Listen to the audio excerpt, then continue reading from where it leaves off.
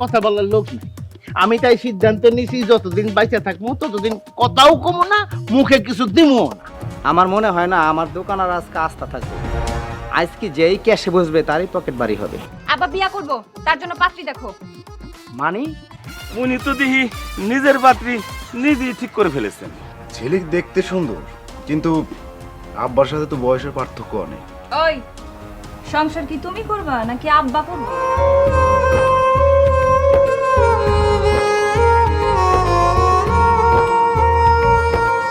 আমি তোমার বধূ, তুমি আমার স্বামী। এই জিলিক যারে বিয়া করে হেই কিন্তু 40 দিনের মধ্যে মরে। এই মহিলার লগে থাকার আমার কোনো ইচ্ছা নাই।